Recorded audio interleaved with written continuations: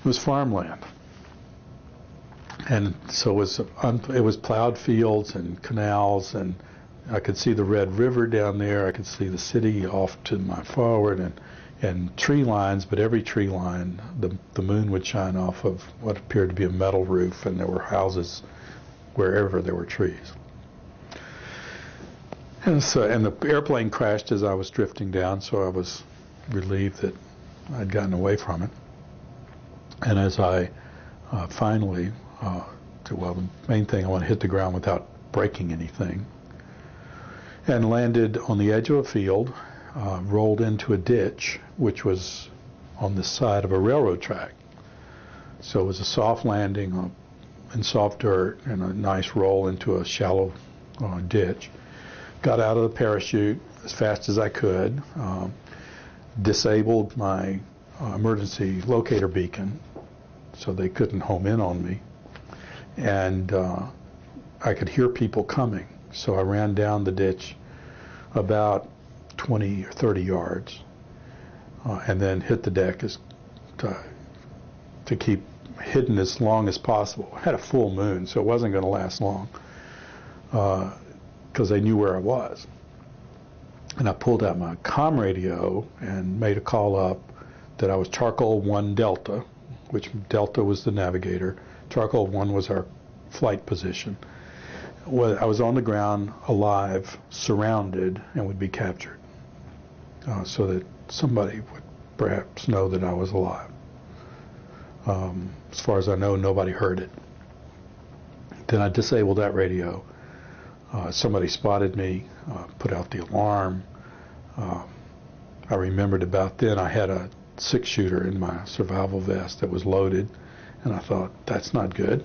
Because there were about 50 people out there, and I could see militiamen with automatic weapons. So I pulled out my Smith & Wesson 36 caliber combat masterpiece and opened the cylinder and ejected the bullets and threw them down the ditch and jammed the barrel into the dirt and covered it over, because I figured if they were going to shoot me, they could use their own gun, not mine. And I certainly wasn't going to make it easy for them to use my gun to shoot me. Then the militia came over. They started throwing rocks in, for the civilians did, from the railroad track. And the militia came up with their automatic weapons and ordered me out of the ditch. It stripped me to my skivvies, fairly effective way of searching you. I took my boots, my socks, my flight suit, and tied me up. After they got organized, they walked me over to the nearest village. There they showed me the body of my pilot, who was laid out on the ground and clearly dead. And kept me in a building there for an hour or so, apparently to arrange transportation. Had your pilot ejected? He had ejected. He was still alive and enough to eject. The bombardier later told me he ejected. The red ejection light came on, which meant that he had ejected at the same time I was ejecting. So I was moved by foot to a road put together with the electronic warfare officer, who had also been captured by then, and put on a truck, and we were transported over the next hour or so into Hanoi. As we approached the Red River, we stopped, and the guards got out of the truck, and it looked like the end of the road. There were a couple of darkened hooches on either side, and I thought, no, this is not good. And the drivers would come back into the truck every once in a while and start beating on me with their fists and rifle butts, but they wouldn't touch my EW, who had bandages on his head and his arm and looked like he'd been through the mill. But I didn't have any bandages, so they would pound on me. And what we were waiting for at that point was a ferry to come from the other side of the river. And when the ferry came, we drove onto the ferry and across and into the city and on into Hanoi, to the infamous Wallow prison that we called the Hanoi Hilton. So out of your crew, 5 you said, right? Six. How many survived? 3. The EW, the bombardier, and the navigator. So the co-pilot didn't? Co-pilot did not survive. The gunner did not survive, and the pilot. We weren't sure. The EW was pretty sure the gunner was killed in the airplane. I saw the pilot dead on the ground. We didn't know about the co-pilot, and what had happened to him, whether he got out of the airplane or not. But in the fall of, I think it was 76 or 77, the remains of all three of the men were sent home from North Vietnam and were properly interred in this country. What were their names? Pilot was Don Rissy, who was a lieutenant colonel. Mm-hmm. Co-pilot was First Lieutenant Bobby Thomas, whose son Derek Thomas became a linebacker at the University of Alabama and then for the Kansas City Chiefs. And the gunner was a Master Sergeant Walter Ferguson.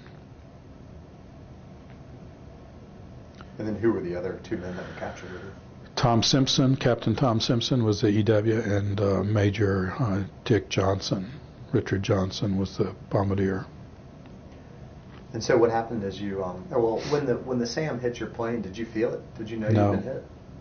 The only thing I knew was we lost electrics to the radar set, and then saw the fire and people were yelling upstairs and on the intercom. Was there any warning? You had turned off one of your radios, but your inside radio was working, right? Inside, the intercom was working, and I'd heard the EW calling 100 millimeter AAA radar in search at some point, and I wasn't worried about AAA, but I never heard him calling SAM, and I never heard the pilots call SAMs at all. Now, what I discovered when I was writing the book about this, and 30 years later, was that, and starting to do the research, was that we were flying an unmodified G model, which basically meant that we did not have the detection and jamming equipment for the latest North Vietnamese radar, surface-to-air missile radar sets. And so we really didn't have a way to detect or defend ourselves in that environment. But I also read the North Vietnamese account of how they shot us down, and the jamming was pretty heavy. They couldn't see the airplane on their radar set, and they had 3 different radar operators isolate a single jamming strobe and then triangulated our position. Now, we were the 19th airplane to enter that position, so they had a little history going for several minutes, and then sent up 2 SAMs set to detonate at the altitude where they estimated we'd be, at the proximate point they thought we would be. And we're lucky in the shot for them, not so lucky for us. And what were any other planes shot down that day? There were actually 3, one of which got away, got to Thailand, and the crew ejected over friendly territory and were all picked up. That was around midnight, as I recall. I didn't know that.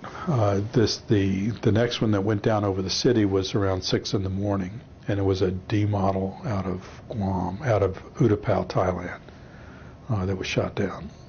And they had 4 crew members captured and 2 killed.